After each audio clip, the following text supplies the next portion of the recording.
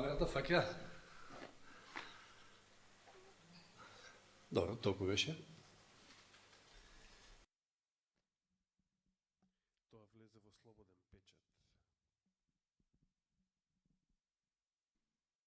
Не можев да поверувам дека Волково внимание ќе предизвика овој транспарент и оваа парола од протестите во неделата пред се на 15 август.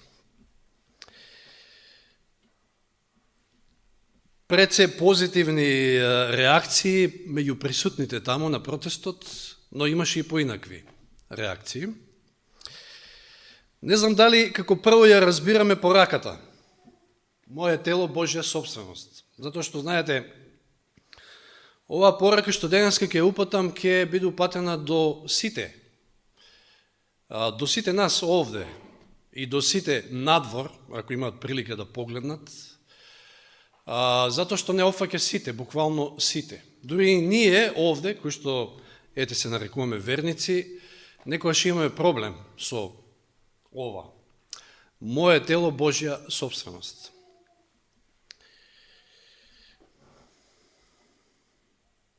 Како Бог гледа на нашето тело? Знаете, многу луѓе денеска се обседнати со својот физички изглед и премногу се грижат за своето тело, дури и повеќе од потребното. А од друга страна па постојат луѓе кои што се грижат за развојот на духовниот аспект во својот живот, но истовремено го запоставуваат телото. Ретки, за жал, но и најсрекни се оние кои што се грижат и за двете. Во Библијата наидуваме на делови, на стихови кои што ни укажуваат на тоа, на неопходноста од грижата за нашите тела, кои што Господ ни ги дал и се во негова собственост. Како, например, стиховите, познатите стихови во првото послание до Коринќаните, 6 глава, 19 и 20 стих. Прво послание до Коринќаните 6, 19 и 20. Или не знаете дека вашето тело е храм на Светиот Дух, кој е во вас, кого го имате од Бога, па не си припаѓате само на себе си, зашто скапо сте купени. И така прославете го Бога во своето тело и во својот дух, кои се Божји. И нашето тело и нашиот дух се Божји. И многу што е Божјо. Ако се осврнеме наоколу, читавме и утренски стихови, изборувавме и парите, и сето она што Господ ни дава е Божие. Сега зборуваме за телото конкретно, нели? Бог го создал тоа наше тело и тој очекува ние да се грижиме за него соодветно. Обично човекот природно се бунтува и знае да каже, моето тело си е моje тело и јас ќе правам со него што јас ќе сакам. Но Библијата вели дека Бог не создал и ова тело ни го дал за да се грижиме за него.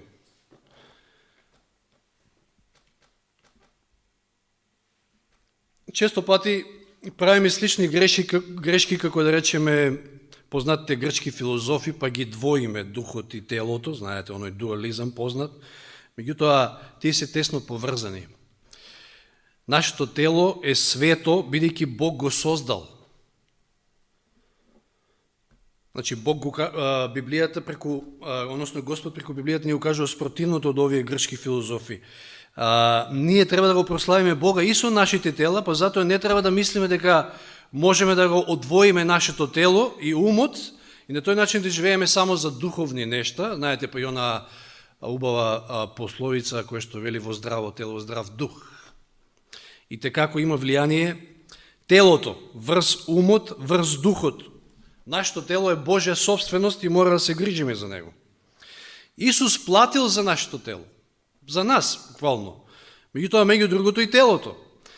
Се има своја вредност. Знаете,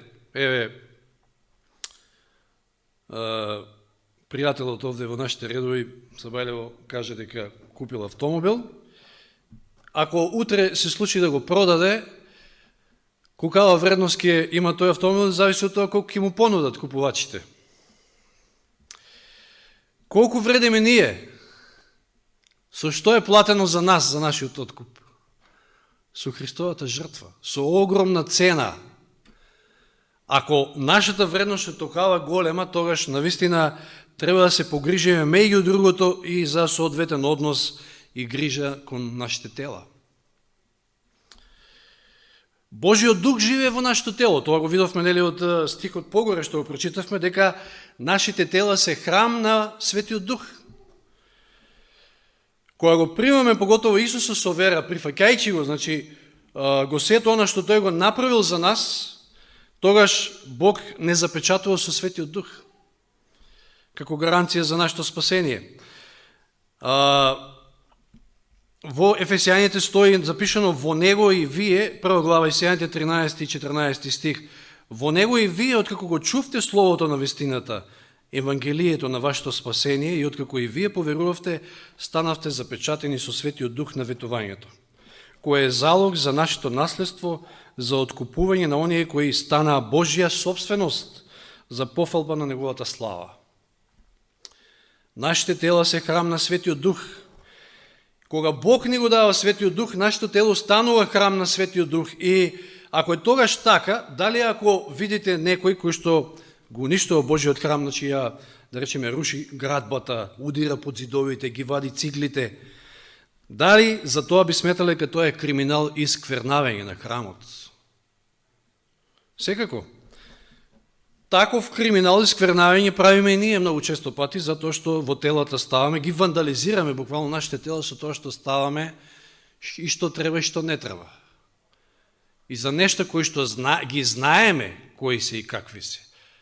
А камо ли за нешто што не знаеме, не го знаеме составот, па да го внесеме во нашето тело.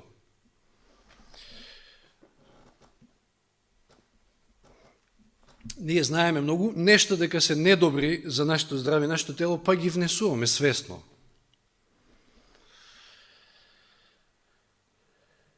Може би немаме доволно сон, немаме доволно одмор, зборувавме во пуката за одморот. Исто и тоа, со тоа го вандализираме нашето тело. Не спиеме доволно, занемаруваме потребната физичка активност, може би, која сме под преголем стрес, да кажеме, и воопшто не се грижиме за телото како што треба. Значи, ова е навистина една сеопфатна тема. Бог очекува да се погрижиме за нашето тело. Значи, тоа е во негова собственост, меѓутоа, ние сме тие кои што сме чувари, ние сме поверениците. И треба да се грижиме, тоа е наша должност. Затоа што еден ден ќе дадеме отчет за тоа што сме сработиле. И еден ден знаеме дека Господ ќе ни даде прославени тела. Слава на Бога, тоа е ветување. Затоа што со овие тела нема да можеме на новата земја, во новиот свет. И, како што кажав, ова се однесува на сите. Не е никој издвоен затоа што секој е Божие создание. Секој е создаден според Божиот лик, како што видовме и во пуката уште еднаш. Но сега би посветил малку време на една посебна група на луѓе кои што ги има се повеќе и повеќе, и не е за чудо, затоа што Библијата го предвидува тоа и го опишала.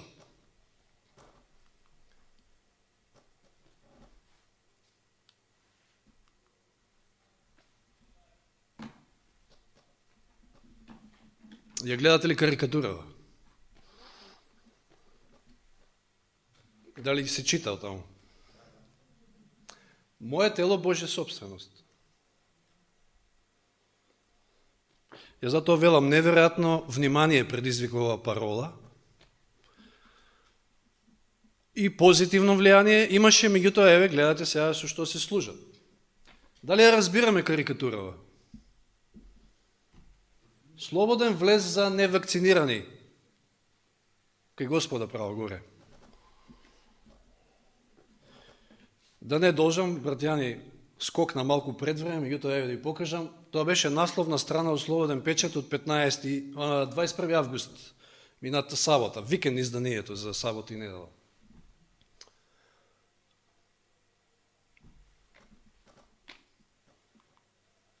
Ја не знам како ја разбираме и колку ја разбираме оваа карикатура, меѓутоа Еве да ви ја прочитам реакцијата на редакцијата на Слободен печат, откако имало многу бурни реакции на социјалните мрежи, кои што јас се обидов, меѓутоа не можев да ги најдам, не знам каде биле, на Facebook, на Twitter, не знам. Карикатурата е изработка на некоја си Наташа Костовска, има долу малку на сликичка. Значи, објавена е во саботното издание од 21. август во Слободен печат под наслов "Слободен влез за невакцинирани". Вели, предизвика бурни негативни реакции на социјалните мрежи.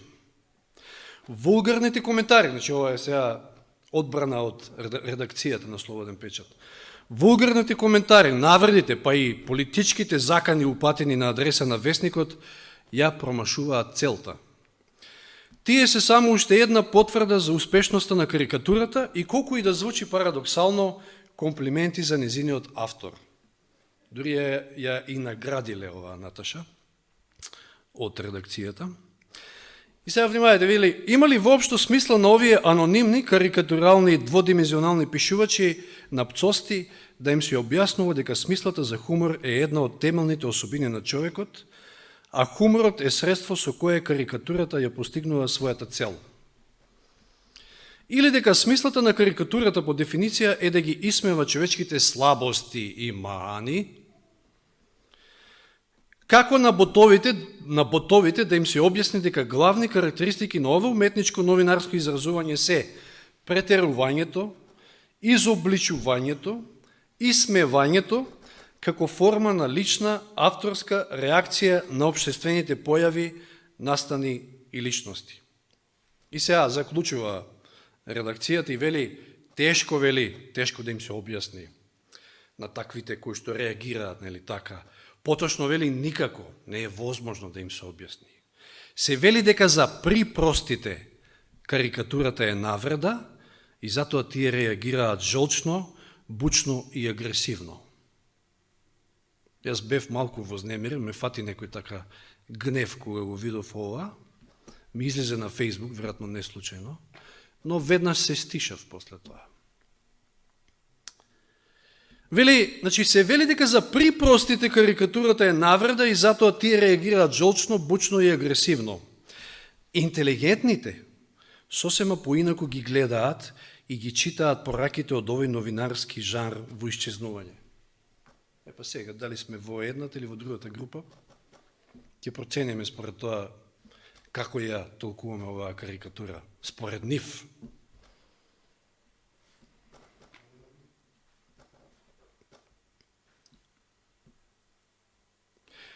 Не е битно како ќе ја разбереме карикатурата. Јас само сакам да дадам еден осврт од моја страна за овие настани. Андреј, не знам кој тамо веќе прекоментира нешто. Тоа мене ми паѓа прво во очи, во ред.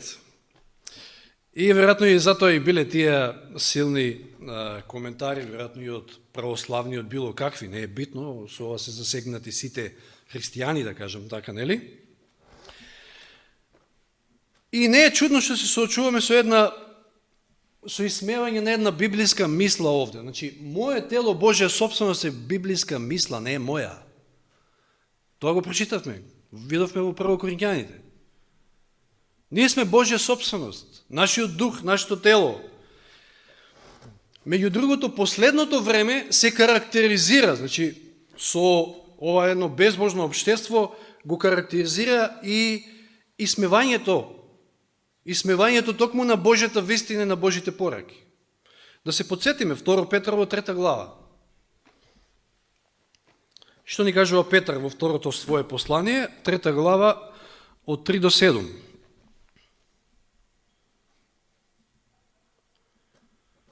Знаете го пред се ова, дека во последните дни ќе се јават подигрувачи кои со своите подигрувања ќе одат по собствените страсти и ќе велат. Значи, внимавајте, овие се тие кои што одат по собствените страсти и велат каде е ветувањето за неговото доаѓање. Зошто откако умреа татковците се стои така, ништо не се сменило, значи се е така, како од почетокот на создавањето. Кога своеволно сакаат така, внимавајте, тие своеволно така сакаат да мислат и да размислуваат, тогаш за нив останува сокриено дека преку Божјото Слово небесата беа одамне, дека земјата од водата и преку водата го доби своето постоење, се спомна малку и упуката за тоа, преку тоа и тогашниот свет беше потопен со вода и така пропадна, а сегашните небеси и земјата со истото Слово се запазени и се чуваат за оган до денот на судот и погибелта на безбожните луѓе. Луѓето не се свесни и не знаат, од нив е сокриено, затоа што така своеволно сакаат, дека еден ден ќе дојде крај на овој свет, на овој безбожен свет. Може да се исмеваат, може да се подигруваат, меѓутоа, она што е запишено во оваа света книга ќе се оствари до последната буква и јота и цртичка. Подолу 17 и 18 стих вели од 2 Петрово 3 глава, истата глава, и така вие возлюбени, кога го знаете ова однапред, пазете се за блудата на беззакониците да не ве повлече со себе и да не отпаднете од својата цврста положба. За возлюбените, за оние кои што се побожни, Петар вели го знаете ова однапред. Оние предходните не знаат, не им е дадено, не им дадено, тие своеволно така избрале, па од нив е сокриено. Меѓутоа, побожните, верните знаат однапред. И затоа, пазете се, вели, за блудата на беззакониците да не ве повлече со себе и да не отпаднете од својата цврста положба. Туку растете во благодата и во познавањето на нашиот Господ и Спасител Исус Христос. Да. Ова подсеќа, овие стихови подсетуваат на Ноево време. Знаете, во време на Ное исто така таа предпотопна генерација велела каков потоп, какви глупости што зборува овој. Се си стои така како од почетокот, ништо не се сменило. Да се подсетиме на некои цитати од патриарси и пророци. А со ова може словно го изгласам, да не ви привлекува внимание премногу. Од почетокот изгледало дека мнозина ја прифатиле опомената што ја упатувал Ное. Но сепак не се обратиле кон Бога, ниту пак вистински се покаяле. Тие не били готови да се откажат од своите гревови. Секојаш прашањето е морално, на тоа се сведува. Сакаш или не сакаш да се разделиш од своите гревови, да се покаеш, да дојдеш кај Господа. Во текот на времето што преостанало до потопот, нивната вера била ставена на проверка, но не се одржале до крај. Она што Петар не предупредуваше, да се одржиме до крај, цврсти, без оглед на се. Но овие не се одржале до крај. Што се случило? Совладени од неверството што се повеќе се засилувало, како денес, најпосле тие му се придружиле на дотогашното друштво и заедно со нив ја отфрлиле свечената опомена. Вели, некои биле длабоко осведочени и би ја прифатиле опомената, но имало толку многу такви кои се подбивале и се исмевале, што и тие најпосле му подлегнале на истиот дух, му се спротиставиле на повикот на милоста и набргу се нашле меѓу најдрските и најбезочните подсмевачи. Се претопиле со масата на оние кои што се подсмевале и го правиле луд Ное. И замислите си само на една ваква порака. Моје тело, Божја собственост, какви реакции? А да напишевме, да излезевме, покајте се или тешко вас, или не знам што, нешто појако. Меѓутоа тоа е тој безбожен свет. Кога луѓето, вели, на тогашното поколение би ги прифатиле божествените закони, би го препознале Божиот глас во опомените на неговиот слуга, но нивниот ум во толкава мера бил затемнет поради отфрлањето на светлината, што навистина биле убедени дека опомената на Ное е само една измама. Ное е измамник. Ное откачил. На страната на правдата не се наоѓало мнозинството, ниту воопшто многу приврзаници. Сиот свет застанал против Божјата правда и против неговите закони, а Ное го сметале за фанатик. Фанатик, измамник, занесењак. Светот ја исмевал глупоста на прелаганиот старец. Значи, Ное е глупав, но е прелаган старец. Не знам што зборови, излапел. Наместо да го понизат срцето пред Бога, тие и натаму останале непослушни и во беззаконие, како Бог ништо да не им проговорил преку својот слуга. Јас да ви кажам право, толку случајно дојде се тоа. Ја воопшто немав намера дека ќе носиме транспаренти на тие протести. By the way, патем речено, протестите се одвиваа заради слобода, заради право на избор, да никој не малтретира, не притиска. Кој сака, нека повели. Кој не, нека не биде притискан и нека не биде уценуван да мора да ја прими таа течност што и да е. Тоа бе протестите. И сега, сосема случайно неделата на 15 во 3 часот ја веќе задрмав, така малку бев уморен, ми требаше одмор и ми звони Дејан, брат Дејан Димовски, и ми вели ке дојдеме сега со Драган Джиджишев кај тебе да правиме транспаренти. Што ви текна, бе, кај ви текна, викам сега баш. Океј, ајде, доаѓајте. Дојдоа, Джиджишев брзо замина, мораше на работа, но сите овие материјали тој ни ги достави и Дејан почна да сече, да лепи, да надува и сега мислиме пароли што ќе биде. Нема да верувате, може би 2 часа се думав што да напишам. И после при крајот таму реков, Господе, дај ми некоја добра идеја на вистина. Не да е напад на било што, да е сосем онака пристојна, меѓутоа да има ефект стварно. И ми дојде. Тоа беше од Господа. 100% од Господа беше. Моје тело Божја собственост. И видите какви реакции. Имаше многу позитивни реакции. Мнозина доаѓаа, слика, лајкови дава, ме бодра и така натаму. Меѓутоа, еве, ѓавол, знаете, не седи мирен. Кога ќе излезете јавно малку нешто да прикажете, веднаш не седи мирен. Сака да го тоа неутрализира, анулира.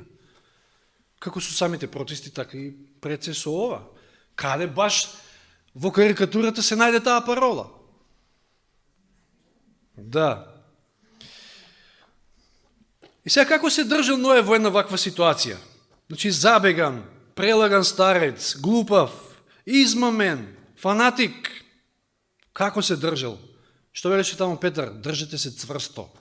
Затоа што ќе бидете исмевани. Знаете, исмевањето е многу незгодна работа. Може би сте имали некојаш прилика, не знам како ученик, како не знам што да става таму у ќош, не знам како сите тие дисциплински мерки беа во тоа време, барем нашето. Многу незгодна ситуација е. Патриарси и пророци, цитат од Патриарси и пророци, значи околу тоа како се држал Ное во оваа ситуација.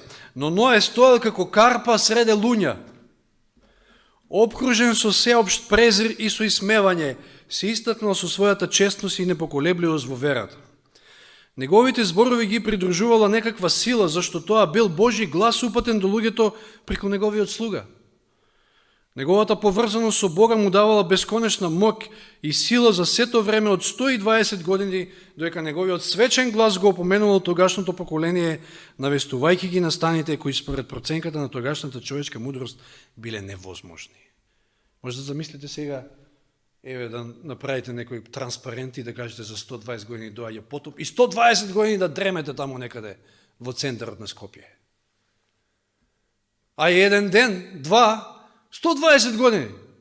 Па не луд, кој знае как ќе го терат? Ептен луд. Ево уште еден цитат сега од големата борба, кој што зборува за последното време. Во контекст на онај Петар што го кажува. Повеќе од чудовидувачка е заслепеноста на луѓето на нашето поколение. Да се чудиш. Ама тоа ние, кои што сме, ете, Господ не просветлил. Илјадници ја отфрлаат Божјата реч како недостојна за верување, а со голема доверба ги прифаќаат измамите на сатаната од друга страна. Се лепат како муви на разни науки, глупости и така натака. Меѓутоа Библијата ја отфрлаат и библиската вистина. Скептиците и подбивачите ги напаѓаат како верски фанатици, оние што се борат за верата на пророците и апостолите и наоѓаат задоволство во тоа да ги исмеваат свечените изјави на Светото Писмо, за Христа, за планот на спасението и за судот што ќе ги погоди сите што ќе ја отфрлат вистината. Задоволство име да ги исмеваат таквите пораки од Бога. Вели, тие длабоко ги сожалуваат, оние не сожалуваат. Кои според нивно мислење се толку ограничени, слаби, празноверни, што можат да ги признаат Божите права и да ги прифатат барањата на неговиот закон. Слабаци, празноверни, ограничени.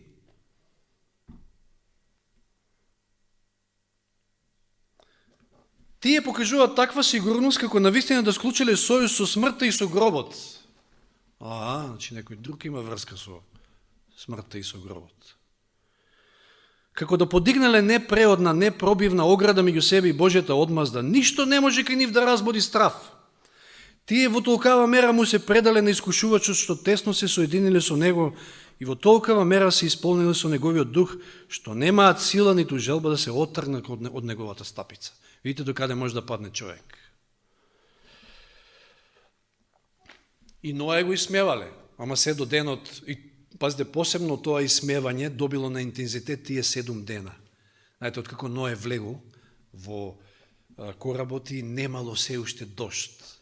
Посебно го исмевале. Ама се доека не почнале да паѓаат првите капки дожд.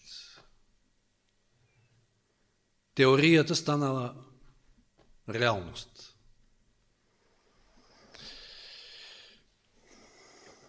Јас лично, да ви кажам, сум вакциниран од вакви работи. И тоа со 4-та доза. Со самото тоа што ви сметаат за некој си нововерец, тоа ви е уште, значи првата вакцина таму ја добив уште 97-8, не знам која беше. Вие сте бележани, знаете. Што е ово? Е плюс нешто, не, ништо посебно. Меѓутоа, радост ми е, чест ми е и горд сум што сум на Божјата страна, на страната на вистината, на страната на ограничените, на слабите, на празноверните, на недоветните, на таканата му и таканата му, како што не сметаат. Прво послание до Коринќаните, 1 глава, што вели од 18 стих Божјото Слово?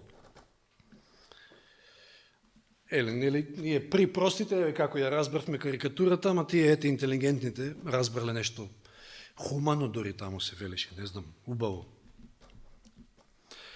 Прво послание на Коринќаните, 1 глава, 18 стих, зашто словото за крстот е безумство за оние кои пропаѓаат, а за нас кои се спасуваме Божја сила. Она што ние го проповедаме, Евангелието е безумство за луѓето. За жал, затоа им многу често е отфрлано. 19 стих, зашто е напишено, ќе ја уништам мудроста на мудрите и ќе го отфрлам разумот на умните, вели Бог. Каде е мудриот? Каде е книжевниот? Начитаниот? Оној со не знам колку докторати, експерти, знаете, денеска ги имате, купиште експерти. Каде е истражувачот на овој век? Не ја претвори Бог мудроста на светот во безумие? Зашто светот со својата мудрост не го позна Бога во Божјата мудрост. Бог благоволи да ги спаси оние кои веруваат преку безумството на проповедањето. Силни зборови. 26 стих, па подолу, надолу. Гледајте го, браке, само своето повикување. Нема тука многу мудри по човечко сваќање. Нема многу силни, ниту многу од благороден род. Вели Павле, меѓу нас, ајде се погледнеме, да видиме. Кој сме, што сме? Туку Бог го избрал на што е безумно пред светот, за да ги посрами мудрите. Што е слабо пред светот, Бог го избра за да ги посрами силните. И што е неблагородно и што е презрено во светот и она што се смета за ништо, Бог го избра за да го уништи она што е нешто, за да не може ниедно тело да се пофали пред Бога.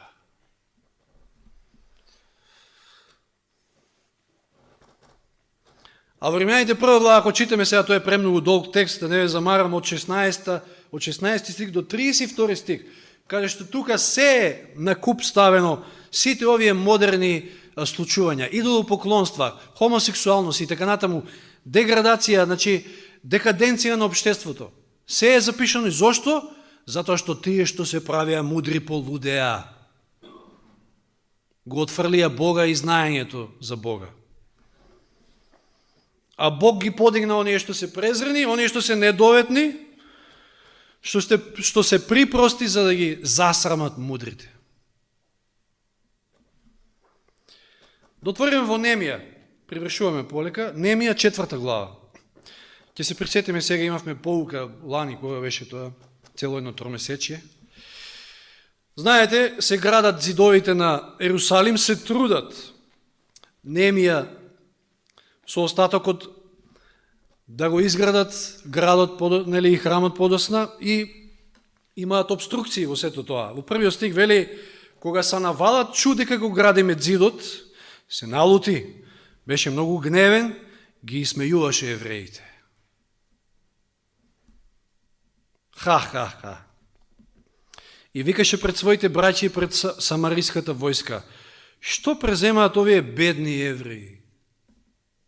Овие недоветни, никакви.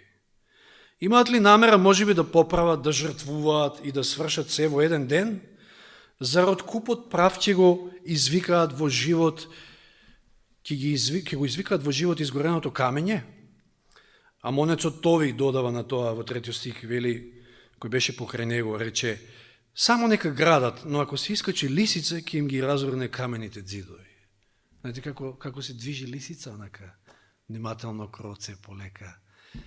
Значи, не ви вреди ништо, ни градбата ви е слаба, никаква, вие сте бедни, и смевање, за да ги обескрбри. Ние сме денеска градители на Божиот храм, на Божието царство, на Божјата вистина. И нормално да се сочеме со исмевање. Обезвреднување, навреди, подбиви, како да се одржиме во тоа нешто. Јован 15:20, Светото писмо не подсетува на една голема вистина. Исус вели, помнете го зборот што ви го реков, Јован 15:20, слугата не е поголем од својот господар, ако ме гонеа мене, а не само што го гонеа, и го исмева. Исус се го исмева, го плука, го навредува. Ке ве гонат и вас, ако го пазеа моето слово, ќе го пазат и вашето. Да не се надеваме нешто поинако. Ја исмевале верата и верувањата, и ќе жртвуваат, они се ќе завршат во еден ден. Но видовме дека проповедањето за крстот, проповедањето на Евангелието е безумство за мнозина. А од друга страна, писмото ни вели, Бог ни вели во 53 псалм. Ке читаме од 1 до 5, скоро целиот псалм, 53, псалм 53. Што вели? Безумникот рече во своето срце. Кој е безумник за Бога? Оној кој што вели нема Бог. Луѓето не сакаат Бог да постои, не сакаат одговорности, не сакаат морални норми, ништо не сакаат. Расипаните прават гнасни беззаконија, никој не прави добро. Повторно опис. Не само на тоа време и на сегашно. Бог гледа на човечките синови од небесата да види има ли некој разумен да го бара Бога. Има ли некој меѓу нив? Но сите свртеа заедно. Сите се расипаа, никој не прави добро, нема ни еден. Нема ли да се вразумат тие што прават беззаконие, кои го голтаат мојот народ како да јадат леп? Тие не го повикуваат Бога. О страв ќе треперат каде и страв нема, зашто Бог ќе ги распрсне коските на оние кои војуваат против тебе и тие ќе се посрамат, зашто Бог ги отфрли. Луѓето забораваат, односно не сакаат да има Бог затоа што знаат дека еден ден ќе им се суди. Според се што кажале, според се што запишале, според се што нацртале, според секој нивно дело. И Бог ќе го каже последниот збор. Се подсмеваат на работата, што ја работиме, сметаат дека тоа што го правиме е слабо и не трајно, како што видовме во Немија. Лисицата ќе помине и ќе испопаѓаат камењата, толку е цврстна вашата градба. Но писмото ни вели дека Господ ја воспоставил својата црква на карпата, на Исуса Христа, и таа ќе ја надвладее, ќе ги надвладее портите на пеколот. Која е таа цврстина? Не може ништо против тоа. Знаете, луѓето исмеваат, затоа што исмевањето е замена за разум, за разумно разговарање, толкување. Значи, кога им недостасуваат аргументи, тогаш знаат да прибегнат кон исмевање. Но не треба да им возвраќаме и да не обрнуваме толку внимание, туку да продолжиме со својата работа, затоа што ѓаволот тоа сака, да не попречи. Наша работа е да проповедаме. И без друго кажав, и Исусе го исмевале, посебно кога тој последен ден, петокот, кога го распна, кога го заврши тој земски живот. Му се подсмеваа, го биеа, го покрија, го удираа по образите, го прашуваа, проречи кој те удри, замислите си какво исмевање на неговата личност, на Бога и многу други хулија против него. Тоа е во Лука. Во Лука 23 глава исто вели, народот стоеше и гледаше, а старешините се ругаа, велејки, други спаси, нека се спаси сами од себе, ако тој е Христос. Му се подсмеваа и војниците, кои му се приближија и му даваа киселина, и велеа, ако си јудиски цар, спаси се самиот. Дури и надписот што стоеше над него беше подсмев.